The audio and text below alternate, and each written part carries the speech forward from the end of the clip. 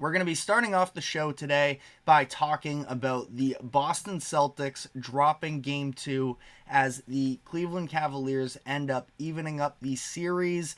And this is something that, frankly, as much as the talent would absolutely say that the Celtics should easily be able to handle this series, they just cannot seem to get out of their own way. Now, I definitely do want to give credit to the Cavaliers where it's due, but I feel like the overall bigger picture here is the fact that the Boston Celtics, it seems like a little bit of a broken record that they can't seem to fully get out of their own way. And when they dropped Game 2 against the Miami Heat, that seemed like it should be the wake-up call to sort of help put the Celtics in the right direction. They were coming into the postseason after having the 1 seed locked up for just about a month. So, maybe needing a wake-up call is justifiable there.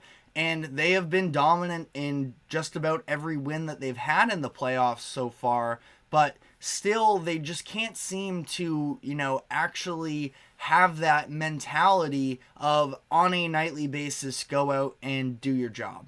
And last night, they end up losing 118-94. This was a tied game at half. And then the Cavaliers just ran away with it as Celtics had a very bad three-point shooting night. They were just 8 of 35. Now, again, credit to the Cavaliers for playing a role in that. It seemed like they were putting in their best effort to run the Celtics off of the three-point line a little bit. We know how much the Celtics love to shoot threes. They averaged just about 42.5 during the regular season. Attempts, that is, from three during the regular season. Last night shot 35, so 7 under their average during the regular season last night.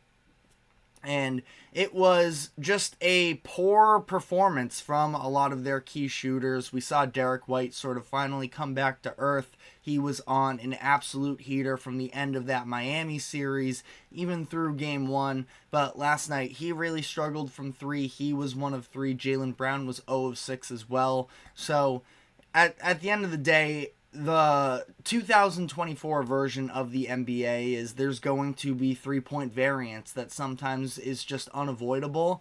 But it seems like the Celtics, and granted, they are missing Kristaps Porzingis, who does play a part in what I'm about to say, but the idea of, at times, we've seen the Celtics be able to sort of at least add another layer to their game. And again, Porzingis plays a big part in the idea of being able to attack the paint. Without him, they are more limited. And last night was just sort of the old version of the Celtics, where they seemed very disjointed. It didn't seem like they were able to get quality looks when the shots weren't available on the perimeter.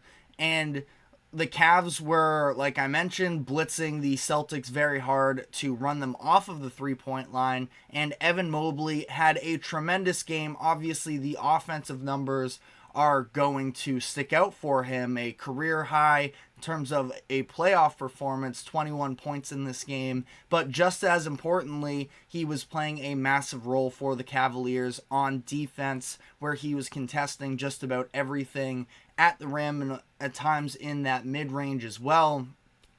And that being said, Mobley was tremendous, and I want to touch on it more as we go on here, but there was a point in the third quarter with just about 5 minutes left where Mobley picked up a couple fouls on back-to-back defensive possessions that had him have to go out and sit. And during that time, the Celtics still weren't able to really get anything going offensively. Now, credit again to the Cavaliers for the defense they played, but the Celtics, it just seemed like they were settling for all of these bad shots. They were settling for a lot of mid-ranges, and that is not the game that they're used to. They were 29th in the NBA in mid-range frequency during the regular season.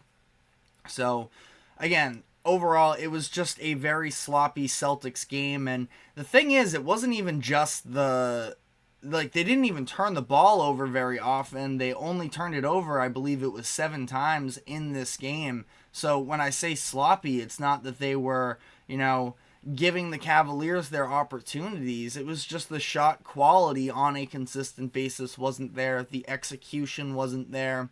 Now, there are a bunch of fingers that you can point. Don't want to overreact to one game necessarily, but we're seeing a couple players in particular that are struggling right now. The big conversation is, of course, Jason Tatum.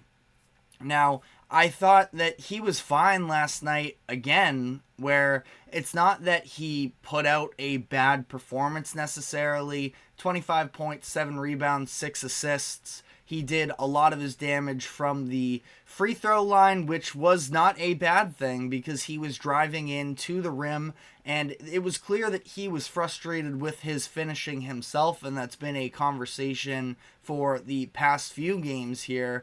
But then he just it looked like he got discouraged and sort of abandoned it. Went to the free throw line 10 times in the first half, only 1 in the second half. So for Tatum, I don't know what it is with him. There's definitely a level of frustration from Celtics fans, but he himself is frustrated with the way that he is sort of putting the ball in the net right now. And I don't think that he's been bad by any means, but it just does not seem like he has that mental edge right now. And the efficiency that we've seen from him since his rookie season, and the Celtics have been in this playoff picture. So at the end of the day, the Celtics are a team that at least does have a lot of depth, despite what Tatum said after the post game, which was sort of, I didn't like personally the fact that he was sort of trying to downplay this super team idea. And I understand not having, being cocky, but confidence is a big thing. And I don't know, I probably personally would have rathered he said that, we just weren't good tonight and we know that we're the better team and we can get back there. But instead he's talking about regular season awards, how they only had 2 All-Stars, and just all of these other conversations that I would have preferred to see more of a level of accountability from him. Accountability is going to be something we talk about as the show goes on when we get into this Suns conversation.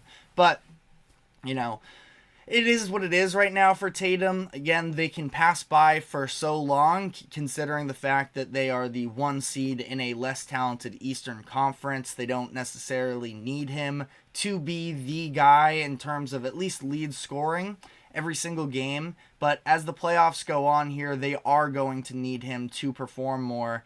And, we're going to have to sort of wait and see when he does decide to take it to this next level.